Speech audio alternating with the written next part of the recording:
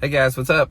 Welcome back here to today's episode of Intuitive Angling, and really appreciate you guys swinging by the channel and spending some of your day with me. Man, I know everybody is super busy and you got a bunch of YouTube channels to watch, so really appreciate you guys spending some time watching Intuitive Angling here. Guys, today I want to have sort of a detailed conversation on bass and water clarity, because all you dudes out there that watch my channel, or you have for a long time, you hear me talking constantly about what's the water clarity and what's the water temperature. Water clarity, unless you have an understanding of how water clarity affects bass behavior and the techniques that work good and the lures that work good, you'll never really, get to that next level. Water clarity is a huge factor in bass fishing. It determines so much, so we're going to really dig deep into that in today's episode.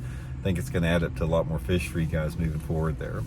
Also, guys, a couple quick housekeeping tips for get started. I just want to invite everybody to please swing by and check out my Fish the Moment Lake Map breakdowns, guys.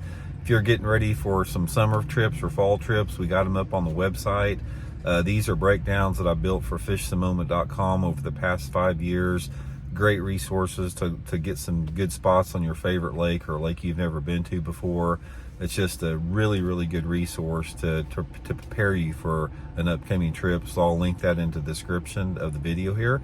And also, guys, just a quick reminder, we still have our independent sale going on with my Solar Bat sunglasses here, my RB2s and RB3s. 30% off right now. Any purchase over $98, you get a free hard case, and use the promo code RandyB for free shipping and handling. So I'll put that link in the description. And also, guys, you can get these at Tackle Warehouse. I'll put my Tackle Warehouse link in the description. So thanks for enduring the plugs there. Really appreciate that. Okay, when you're talking about how to figure out how to catch bass, how to figure out what lures to use, how to figure out what part of the lake you need to be into, there's always a consideration about water clarity. Water clarity is it's close, but I would probably rate it number one, the most important bit of information you need to know. It's a combination of water clarity and water temperature. If you give me those two things, you could take me to any lake in the country that I've never seen before, and the only thing I need to know is tell me the water temperature, tell me the water clarity. If there's bass in that lake, excuse me, I will figure out where they're going to be at and the best baits to fish based upon that water temperature.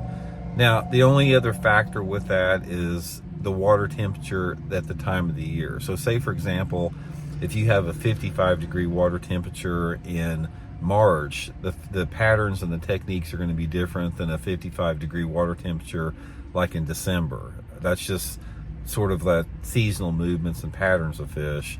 But nevertheless, when you have this correlation of that with your water clarity, it gives you a big indication of where you need to begin at. Okay, now in terms of water clarity, as far as how this affects bass, it has to do with how they feed and how they approach prey. Bass are uniquely adapted to live in a wide range of conditions out there. I have caught bass in water visibility that muddy, super muddy water, and I've also caught bass in water visibility of over 50 feet. I'll give you two different scenarios here as far as the conditions I've caught fish in and everything before. The muddiest water I have ever caught bass in was at in one of the Mississippi River oxbows down there close to Mississippi.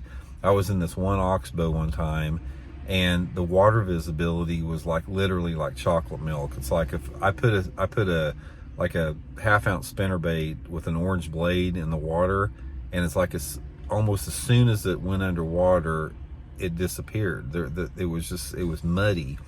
And I caught bass in that situation there on a spinnerbait. And then on the other end of the circumstance, I was fishing the very first time I was at Lake Mead down in Nevada, which is my favorite lake in the country. I was fishing along this bank, and this was back when we had flashers and everything, and I was throwing just like a little doodle worm, like a little 4-inch worm on a spinning rod.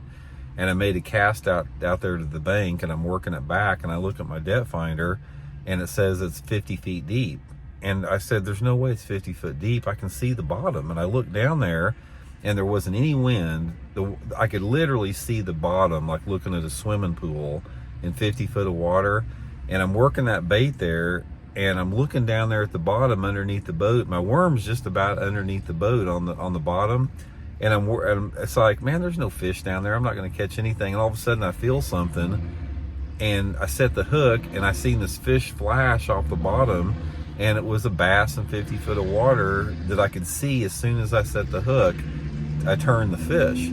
So, and I've caught fish in every water visibility in between that, between chocolate milk to 50 foot of visibility.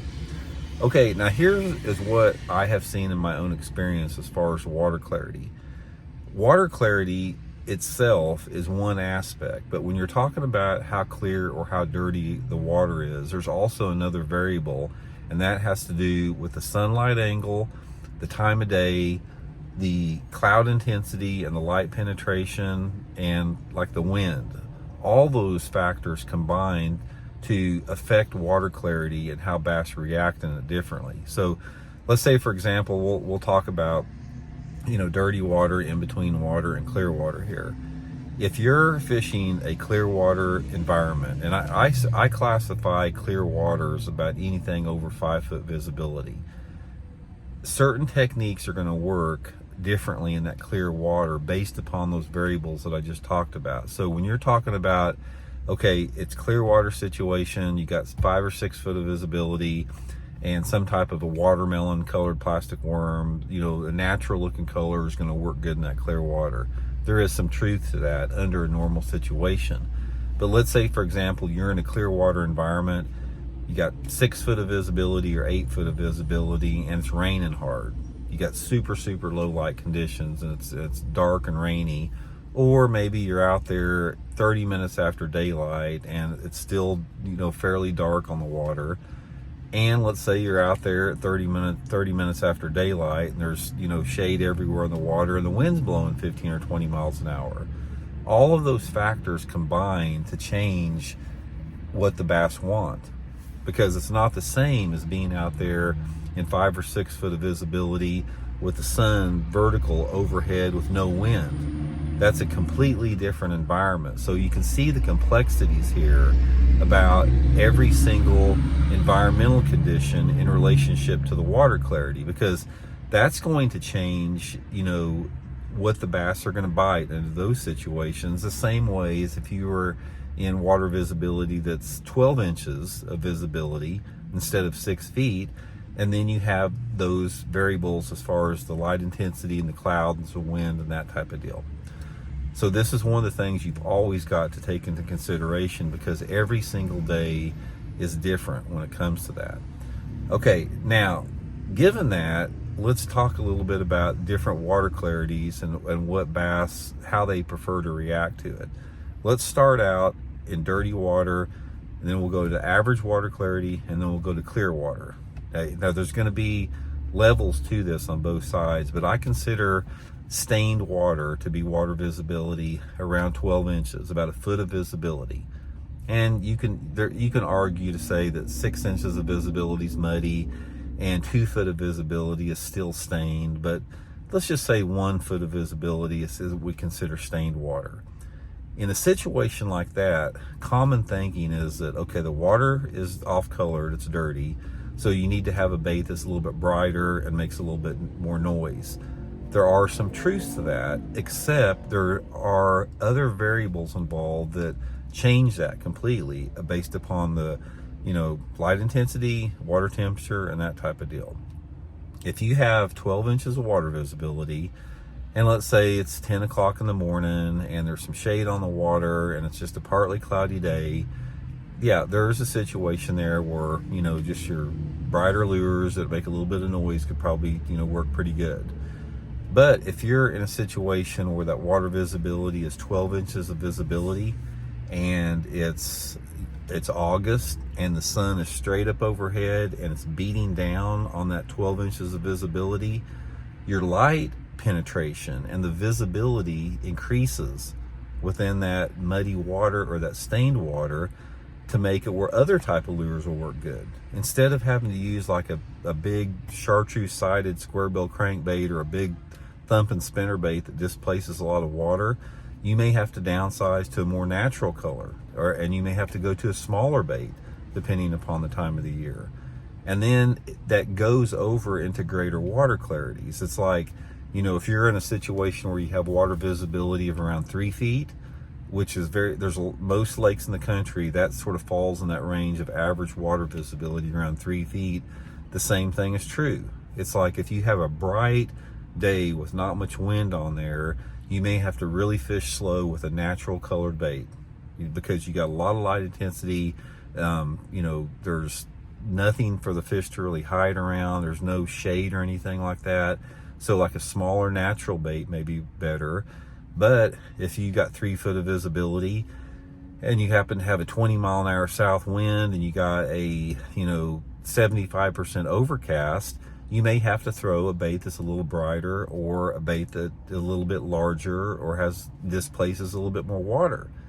So in that 3 foot of visibility, even though the visibility may not change, it may remain at 3 foot, the environmental conditions are going to cause the bass to act differently. And the same goes over into clear water. It's like common thinking, again, if you got 6 foot of visibility in the lake you're fishing, you got to have some type of a green pumpkin or a brown or watermelon. But if you got one of those days where it's a moderate rain and the wind's blowing 20 miles an hour, you may catch them burning a bright chartreuse spinnerbait in that same clear water. So there's always this balance between water clarity and water temperature and the environmental conditions surrounding that water clarity. You can't really just say, okay, the water visibility is 4 feet where we're going to go fishing, unless you add all the other variables with it, as far as those wind, clouds, sun angle, time of day, time of year. All those things play a role in it.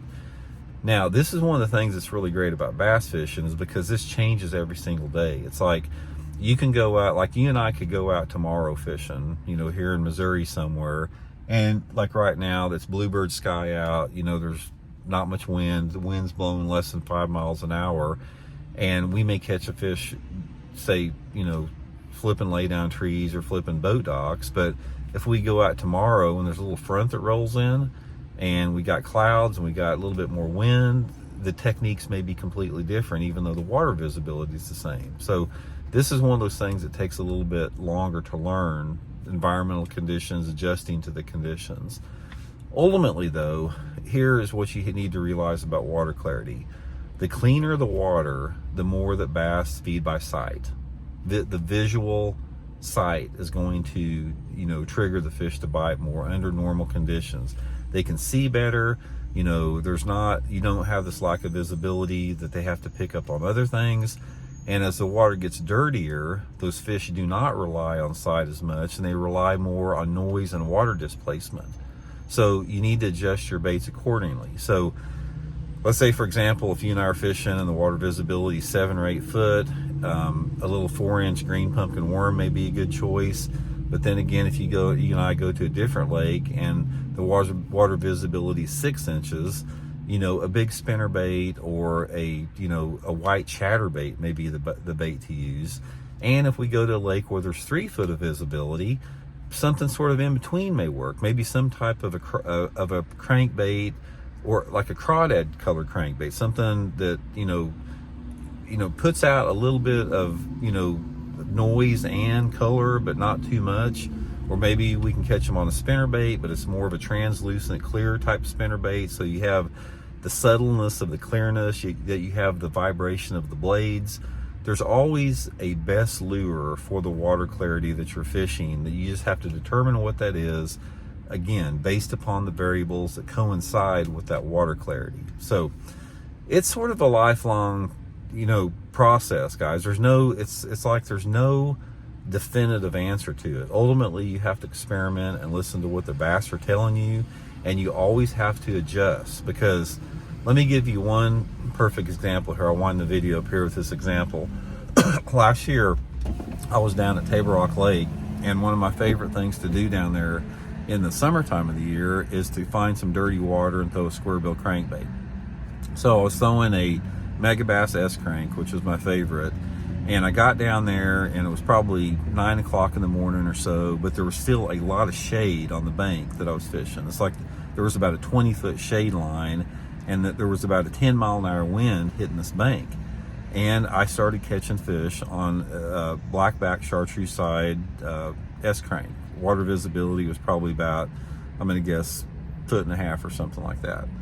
Started catching a few fish on it, but I noticed as my shade line decreased and it got a little bit brighter, I couldn't catch as many fish on it. You know, they stopped biting it.